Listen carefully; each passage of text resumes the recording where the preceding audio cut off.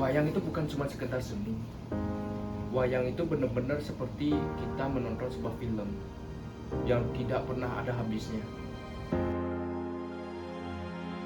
Ternyata dalang itu tidak hanya mempelajari dari sejarah, secara spiritual, bagaimana menyampaikan pesan moral. Wayang itu memang jati diri saya.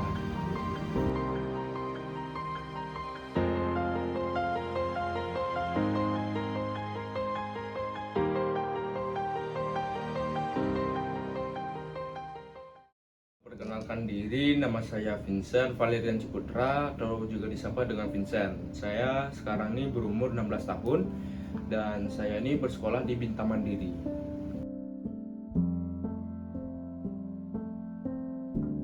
Jadi dulu sebelum mengenal dunia pewayangan, awalnya suka sama barong. Jadi dulu tuh suka dengan barongket, barong macan, barong bangkung.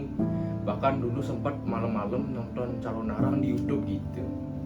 Pada akhirnya suatu hari ada sebuah cuplikan video di YouTube wayang cemblong yang menggunakan properti barong gitu. Dari sana mulailah mengenal dunia pewayangan gitu.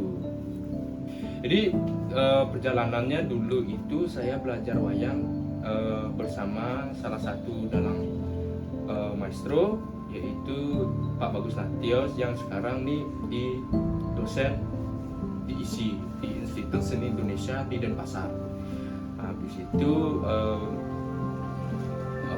berguru lagi di Griyo Pemedilan, itu bersama almarhum Ide Bagus Alit Tanggerawan yang sudah meninggal.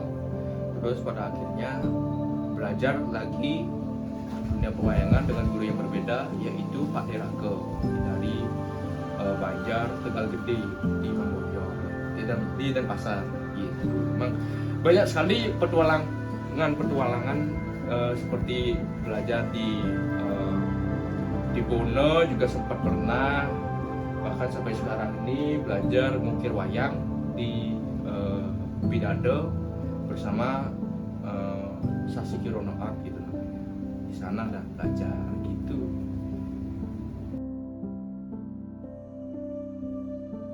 Jadi untuk berapa kali perform itu mungkin sekitar 5 atau 7 kali ya gitu. Pementasan pertama itu berada di Kokar saat ada acara di Pedalangan Seru. Itu saya bermain sebagai Dewi Durga gitu. Itu pertama kali itu. Nah, terus pada akhirnya yang paling terakhir itu saya mentas wayang saat perayaan Cokomde, kumpi saya itu di Perea gitu. Dan apa aja sih yang pernah dilakukan? Jadi seorang dalang itu dia itu bukan sebatas wayang aja, tetapi bisa nari, harus bisa nari, bisa nabuh, bisa bermain gamelan. Itu jadinya jadi saya bisa belajar, bisa bisa belajar nari dan belajar nabuh dengan gampang karena emang dasarnya pedalangan gitu. Terus saya juga pernah jadi asisten dalang, kalau di Bali namanya ketengkong. Jadi pernah sampai ke Pelungkung pas galungan di Puro Desa Dawan di Pelungkung. Nah, itu benar-benar seru sekali, benar-benar seru gitu. Memang dunia pewayangan itu benar-benar seru ketika benar-benar menjalaninya gitu.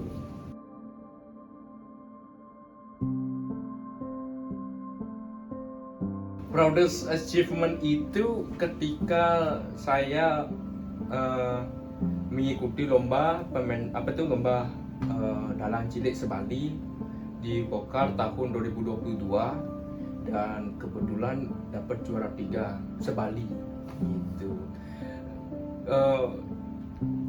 Proudest saya itu kenapa? Karena pertama saya ini bukan asli orang Bali ya. Jadi bukan asli orang Bali dan bukan beragama Hindu gitu. Biasanya kalau teman-teman pas waktu lomba itu kan ada namanya Igede, Iwayan, Imane dan lain sebagainya gitu kan. Nah cuman nama saya sendiri aja yang berbeda gitu. Jadi sehingga menimbulkan ciri khas gitu, ciri khas sama dikenal banyak orang gitu jadinya. Dan apalagi saya itu juga berbeda agama, dan ini menjadi sebuah keunikan gitu jadinya. Itu progress achievement-nya.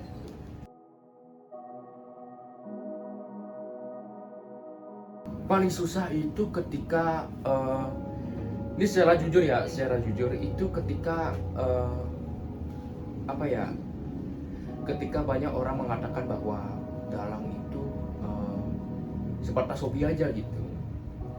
Kalau bagi saya sendiri, dalang itu bukan sebatas hobi aja, itu malah lebih ke jati diri. Jadi kadang-kadang agak-agak tersinggung gitu dengan kata itu cuma sebatas hobi gitu. Karena apa? Karena banyak orang mengenal saya itu karena pedalangan ini. Jadi benar-benar life saver, benar-benar penyelamat hidup. Di mana semua orang tuh kadang-kadang kan kehilangan jati dirinya gitu, dan ya, susah kan gitu. Makanya berkat wayang ini jadi bisa semuanya gitu, bisa jadi public speaking juga lumayan oke gitu, bisa gambar juga gitu. Jadi selain belajar wayang bisa menambahkan skill gitu jadinya. Tapi yang paling susah itu kalau untuk belajar wayang itu, karena saya bukan orang asli Bali, berada di dalam bahasa. Jadi bahasa Bali itu kan bukan bahasa yang biasa saya pakai kan di rumah, di lingkungan gitu. Nah itu paling susah. Ngerti sih bisa, cuman ucapinnya ini yang susah gitu. Sama juga kalau belajar wayang itu kan harus pakai bahasa Kawi ya, bahasa Jawa kuno, dan itu juga susah. Itu tidak bisa belajar seperti sekolah, itu juga nggak bisa. Harus benar-benar belajar di pementasan wayang gitu jadinya. Emang susah tapi seru gitu jadinya. Halo, nama saya Dian Nugraha. Saya adalah orang tua dari Vincent Valerian Ciputra, di mana Vincent adalah anak kedua dari 3 bersaudara.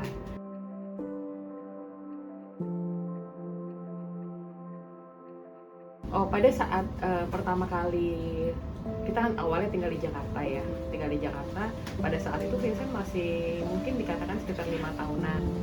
Jadi di Jakarta itu terkadang banyak ondel-ondel lewat, awalnya sesederhana itu ya, ondel-ondel lewat terus selalu mau minta menonton ondel-ondel. Lalu kita dan Vincent selalu suka dengan yang berbau seni. Nah, ketika kita pindah ke Bali, Vincent tertarik dengan, pertama kan waktu itu sudah mulai ada gadget ya, sudah mulai ada YouTube. Lalu Vincent mencari beberapa referensi di YouTube, yaitu beberapa pertunjukan wayang di Bali. Nah, pada saat itu Vincent minta untuk saya mengantar Vincent ke satu pertunjukan wayang di daerah Taman Lumintang di Gatot Subroto, di mana itu kalau nggak salah ada wayang cemblong. Di mana pada saat Vincent itu kurang lebih kelas berapa ya? Mungkin masih SD atau SD, kisaran SD ya. Dimana kan kita tuh jarang sekali menggunakan bahasa Bali. Jadi kok ini anak mau nonton wayang pertunjukan Bali yang menggunakan bahasa Bali.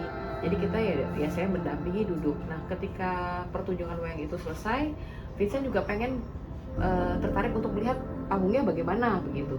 Nah, ketertarikan Vincent tuh lama kelamaan dia malah mencari informasinya sendiri, yang dimana saya masih random, nih anak kayaknya masih random nih kayaknya. Tapi kok lama kelamaan dia mencari dan akhirnya menemukan sanggar di salah satu di kota Denpasar. Lalu ingin sekali belajar di sanggar tersebut.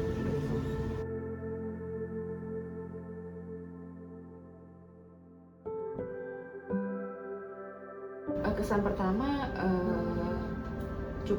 pertamanya agak nggak terlalu serius ya. Mungkin dia hanya sekedar senang hiburan yang pertunjukan seperti itu, yang dimana anak-anak juga banyak kan senang pertunjukan begitu. Saya awalnya begitu, tapi karena keseriusan si anak kelihatannya cukup antusias. Pertama dari ingin belajar wayang, masuk sanggar. Ternyata kok tanpa saya paksa ya, maksudnya si Vincentnya sendiri sangat disiplin terhadap dirinya, kapan harus latihan, kapan untuk mau mencari tahu mengenai pertunjukan-pertunjukan kalau temennya ada, lalu mencoba untuk menggeluti bidang yang lain. Seperti kalau wayang itu kan memang harus pertama harus juga bisa gender, memainkan alat musiknya, membantu teman pertunjukan. Jadi aktivitas yang Vincent lakukan di luar dari sekolah itu dia cukup aktif sih, dan konsisten untuk mencari tahu mengenai pewayangan, baik dari secara sejarah maupun secara pembuatan wayang, bergaul sama teman-teman di sanggar, dan baik yang anak muda maupun anak kecil maupun yang sudah dewasa. Begitu sih. Sebenarnya ini sangat luar biasa, karena saya juga diskusi ke beberapa orang gitu, mereka sangat mereka juga menyarankan saya bahwa kondisinya adalah si Vincent sangat otodidak, ingin mempelajari sesuatu. Yang kedua adalah ternyata menjadi seorang dalang itu banyak sekali latar belakangnya, dan itu menjadi satu peran penting di sebuah upacara-upacara di Bali. Nah, ternyata dalang itu tidak hanya mempelajari dari sejarah, secara spiritual, bagaimana menyampaikan pesan moral, lalu juga mengerti bagaimana cara membuat alur cerita. Nah, jadi banyak sekali yang tersirat walaupun menjadi seorang dalang itu ternyata mempelajari banyak sekali rentetan bidang-bidang yang sebenarnya tidak terpaku pada satu bidang gitu. Nah, itu sih. Jadi perasaan tante tentu sangat bangga sekali, karena mungkin tante adalah keterbatasan ya, maksudnya kita bukan orang yang dari keluarga yang mengerti mengenai culture atau budaya dalang tersebut. Itu satu. Kebanggaan ini sangat luar biasa karena ini sebuah kesempatan untuk Vincent, tapi juga menjadi pengen lebih support, yaitu bagaimana dalang ini di mata masyarakat tidak hanya terpaku kepada budaya di Bali saja. Makanya tante ingin supaya suatu saat nanti Vincent tetap akan mengenyam pendidikan di luar Bali atau di luar Indonesia, sehingga memiliki wawasan yang sangat luas. Ketika Vincent mendapatkan ilmu pengetahuan baik di luar, lalu tetap akan suatu saatnya nanti akan balik lagi ke Bali, dan bagaimana menerjemahkan itu di wayang. Jadi wayang yang ada di Bali saat ini tidak akan habis atau punah dengan kapasitas culture yang hanya sebatas di Bali dan Jawa aja, tapi bisa mengangkat budaya pewayangan ini jauh lebih luas, sehingga membuat masyarakat di luaran sana juga bisa menarik. Sama seperti kayak kita tahu bahwa makanan tuh nasi goreng gitu, nah, nasi goreng dari Indonesia gitu. Nah, ini juga wayang juga dari Indonesia, tapi semua mengetahui wayang dan bagaimana cerita dan pesan moral spiritualnya itu bisa sampai ke negara manapun juga. Itu sih sebenarnya. Jadi harapannya misi-misinya buat Vincent tuh besar sekali, karena Vincent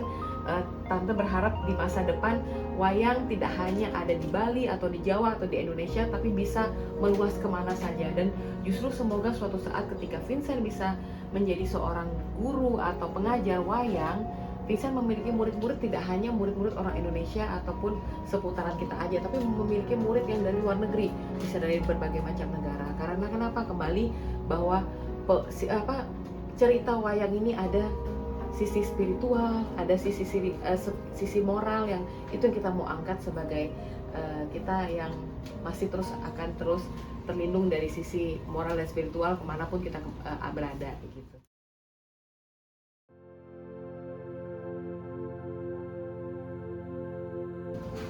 Wayang itu bukan cuma sekedar seni. Wayang itu benar-benar seperti kita menonton sebuah film yang tidak pernah ada habisnya. Gitu.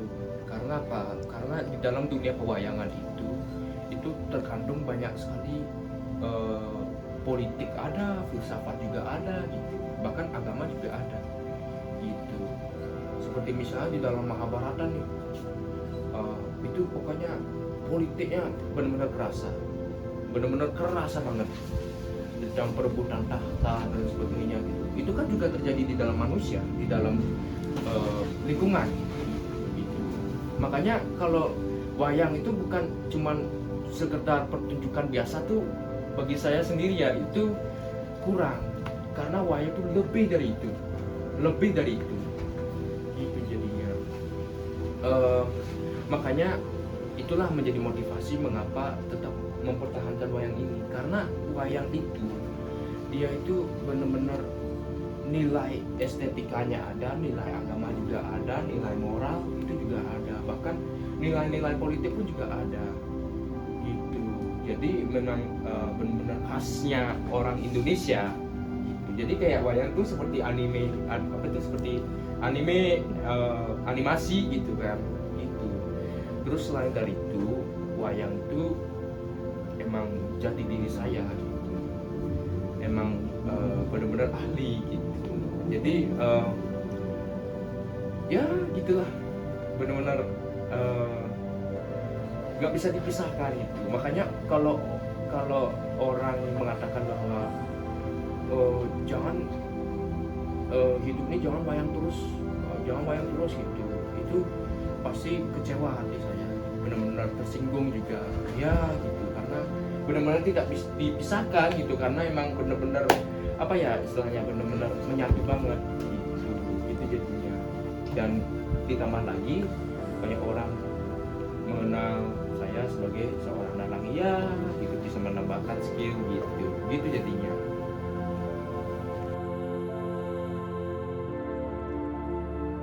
Pesan saya untuk teman-teman, jangan melupakan budaya, jangan meninggalkan budaya kita sendiri. Karena apa? Karena budaya itu sebagai ciri khas kita, sebagai identitas kita.